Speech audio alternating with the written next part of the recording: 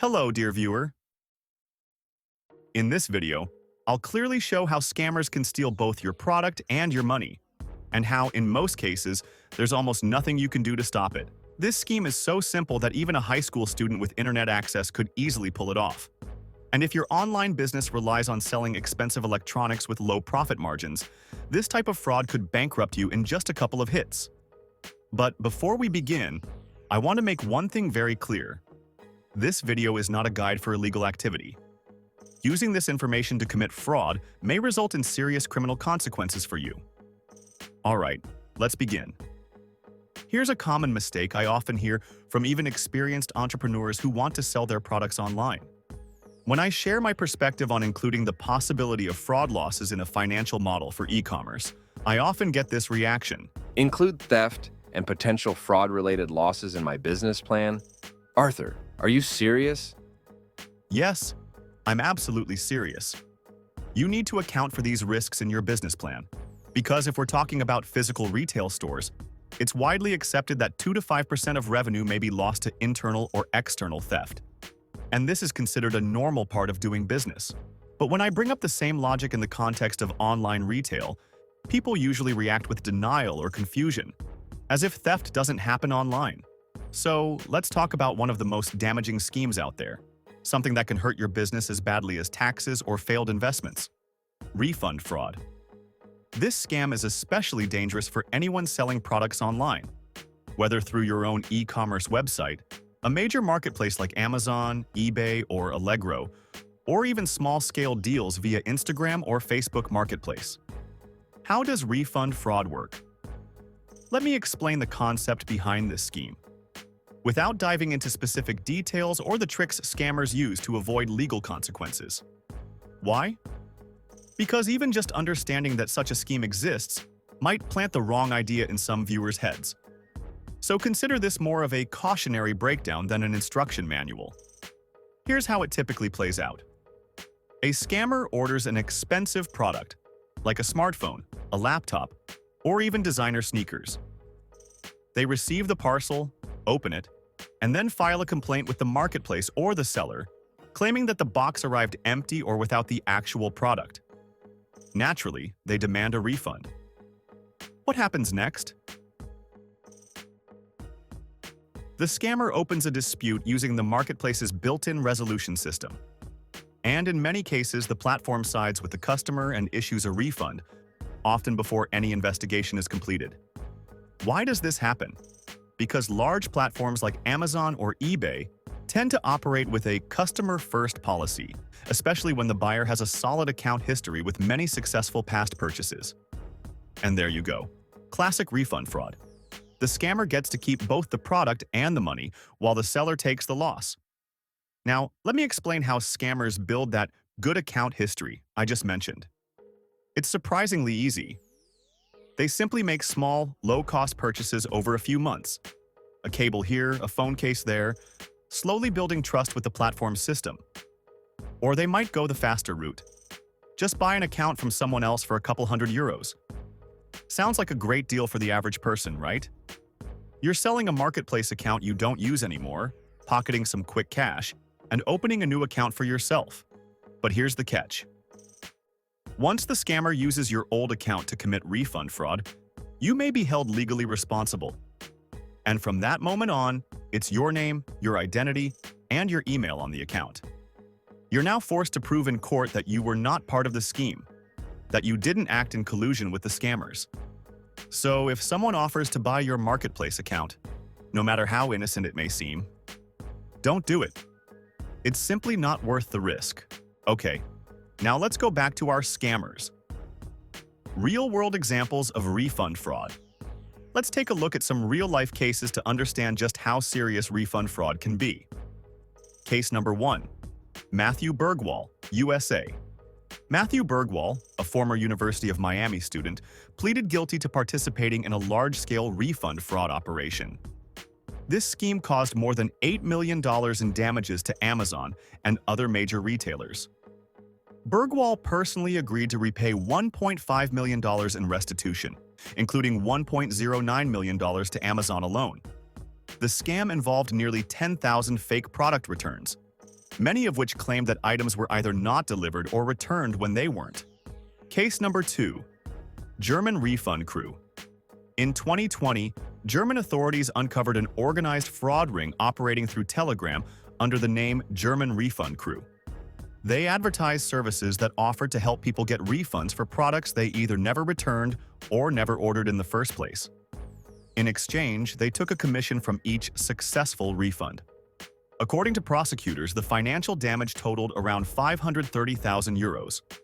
By 2024, 8 individuals were formally charged with commercial and organized fraud. Now you might ask, why are these obviously fraudulent schemes still working in modern e-commerce? And why aren't the laws stopping them? Let's break it down from a legal perspective. Specifically, how the law works in Europe. Why is refund fraud even possible in the EU? The main reason is rooted in consumer protection laws. The core legal framework here is Directive 2011/83/EU on consumer rights, which applies to all EU member states. This law governs distance selling, including online sales, and includes the following key points. 1. Right of withdrawal. No questions. Consumers can return a product within 14 days for any reason, or no reason at all, and receive a full refund. This is a standard consumer right in the EU. 2. Seller bears the burden of proof. According to Article 18 of the directive, if a consumer claims the product was not received, arrived damaged, or something is missing, it's the seller's responsibility to prove otherwise. This includes proving the item was shipped and that the correct item was inside. Third, presumption of consumer honesty. EU law assumes that the consumer is the more vulnerable party in the transaction. As a result, their complaints are taken seriously by default, and platforms like Amazon, eBay, or Allegro often err on the side of the buyer. Now let's be fair. There are also dishonest sellers who send counterfeit items, fake products, or even bricks instead of electronics. That's why buyers are also given strong legal protections. To make matters worse, there's also a black market for seller accounts. For example, a 2022 investigation by Business Insider exposed an underground marketplace where verified Amazon seller accounts were being sold for thousands of dollars. These accounts were used by fraudsters to bypass Amazon's security checks and sell fake or banned products, often disappearing after a few weeks of activity. And this creates a difficult environment for platforms. They don't always know who's telling the truth, the buyer or the seller. Add to that the legal deadlines that marketplaces are required to follow for processing refunds. And it's no surprise that they often refund the buyer automatically and shift the burden of proof onto the seller. So, as a seller, you're not just fighting fraudsters. You're also fighting a system that assumes you're guilty until proven innocent. What can honest sellers do to protect themselves? If you're a legitimate online seller, you're probably wondering, what can I actually do to protect myself from refund fraud? There are plenty of tips floating around the internet. But let's be honest, most of them don't work in real life. Let's go through the main protection options you might come across and weigh whether they're truly realistic. 1. Video recording. Every package. Some sellers try to protect themselves by recording every item they pack. In addition, they add a special clause to their sales terms, something like, the item must be opened on camera after delivery. If no unboxing video is provided, no complaints about missing or damaged goods will be accepted. This sounds like a solid strategy, and legally, it can work in your favor. But think about it. Would your buyers really agree to such strict conditions? Would you want to record every single order you ship? Probably not. In reality, this approach will scare off more honest customers than it will stop fraudsters. The result? You lose more money from lost sales than you save by avoiding a few refund scams. 2. Insurance for every shipment. Another option is insurance, to cover refund fraud. But again, there's a catch. To make this work, you'd have to insure every single order. And if you're shipping high volumes of low-cost products, the cost of insurance might eventually become higher than the value of stolen goods.